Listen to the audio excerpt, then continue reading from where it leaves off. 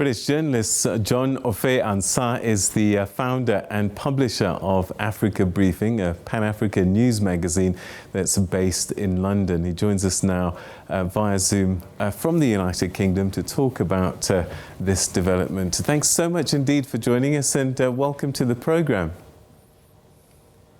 Thank you. Thanks for having me. I'm glad you're having me here. Yeah. All right. So, can the Prime Minister survive this debacle? It all depends. I mean, most of the country are not very happy with him. In fact, he achieved more kudos for his handling of the coronavirus pandemic. I mean, vaccination rates are among the highest in the world. Right now, we work in Britain, in England, in London, without any restrictions. But these allegations of partying inside, number 10 Downing Street, has rather, alienated most of the British public, against him. People, lost close relatives, parents, spouses, without even being there to say goodbye to them, right? I mean, there were penalties imposed for breaking some of the lockdown rules, £200 up to £1,000.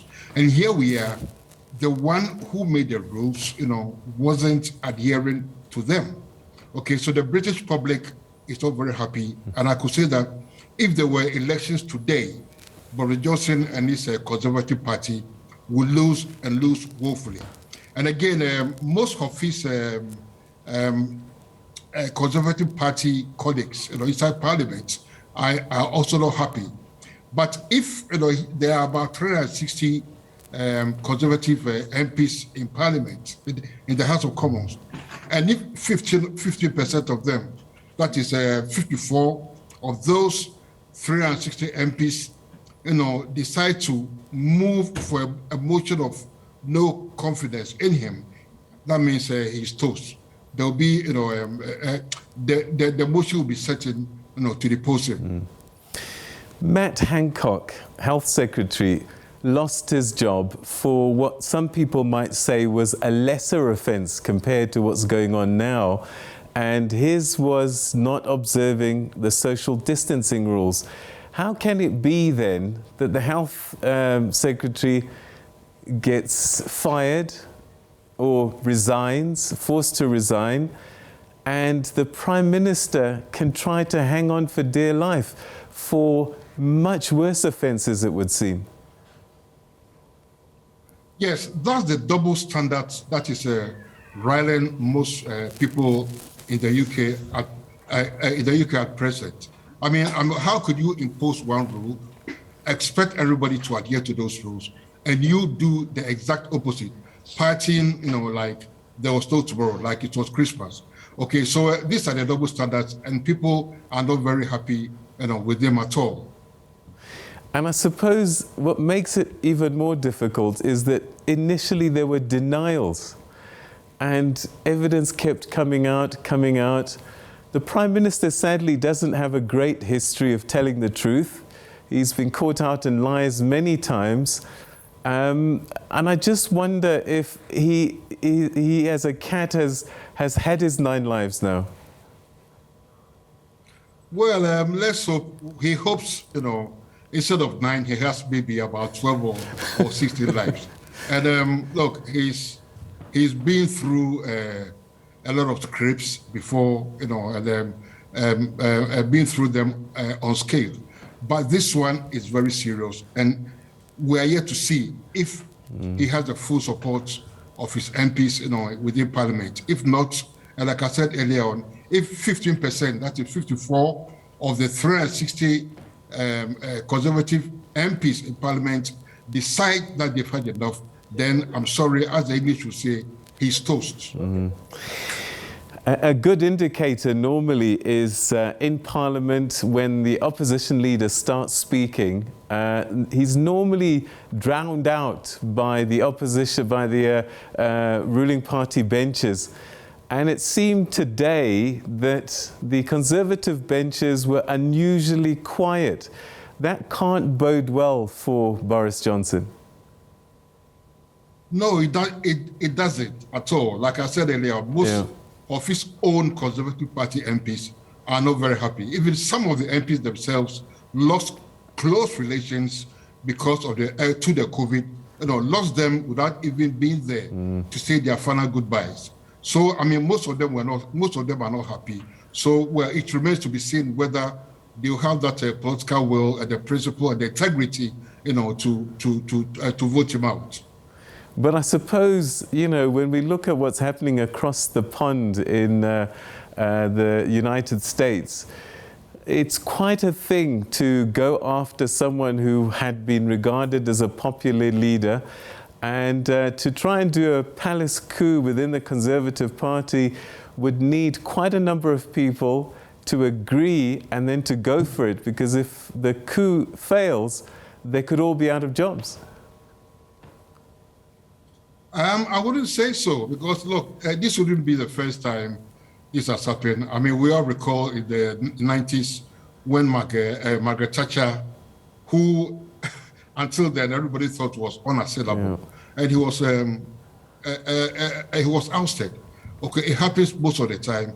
And look, in politics, especially in this country, it is cutthroat, it is dog eat dog, right? Everybody is jostling for the top position. So I wouldn't be surprised if 54 of the MPs are not willing to let him see out his term, and therefore apply to the powerful 1922 committee. That is a committee within the parliamentary Tory party. They are so powerful. So if 54% of them write to the 1922 committee saying that they don't want him, yes, then there will be, they will vote, there will be a vote of no confidence in him. All right, so let's just be clear. The police are investigating. Does that suggest that having a party and having all this booze, were actual laws broken? That is what, well, on the face of it, I mean, the COVID laws were broken. And right now, the 16 instances of parties that Sue Gray, the top civil servant, investigated, 12 of them are under police investigation. I mean, when I say investigation, I mean criminal investigation by the police. So when the police come to their conclusion, complete their investigations, some hairs might roll, and included might be that of Boris Johnson. Yeah. Sue Gray has been careful not to say his name directly. She's been saying 10 Downing Street, the government. What do we read into that? Well, when he said that, you mentioned that lapse in leadership, or I'm paraphrasing. I mean, in Whitehall, it is Whitehall speak, in Whitehall speak, it is a massive condemnation. So it calls into question, the integrity of the Prime Minister, because he is the head of Downing Street. Downing Street is a big organization, so it's a big office, with so many employees there. And who is at the top, at the head of Downing Street? It is Boris Johnson. So he was indirectly or subtly, questioning Boris Johnson. I heard that there was a poll done recently suggesting that as much as 2/3 of the United Kingdom want him to resign, and that must mean that there's a lot of Conservatives who are tired of their own leader. Yes, they are tired because, like I said earlier on, some people were prosecuted for breaking the lockdown rules, okay? And again, a lot of people lost relations. I mean, mothers, fathers, wives, husbands, brothers, sisters, without even being there to say goodbye.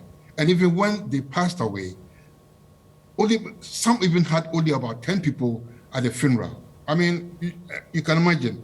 So if this happened, and while this was happening, you and your colleagues and your staff were busily enjoying booze, in Downing Street, it wouldn't go down well with the public. If he does manage to ride this out, could this be a problem for the next election cycle and a number of MPs? Would people remember? Well, it depends how long or how short, the electorate's memory is. Look, this is politics, and if he's able to ride this out, maybe he might come up with some policies that may please the public.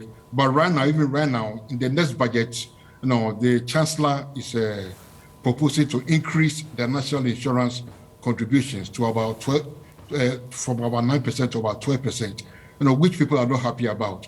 And again, there's an increase in energy prices. Everybody is affected. Everybody, gas, electricity prices have increased. I mean, the average household is going to pay about £2,000 more per year, for energy. In energy prices. So look, I'm not sure, like I said earlier on, if there were elections in the very foreseeable future, I'm not sure Boris Johnson will be re-elected or will come back as a Prime Minister. All right, and that's where we'll leave it. Thank you so much, Mr. Offei-Ansah, for your insights on this curious case of Boris Johnson and the parties. Thank you so much.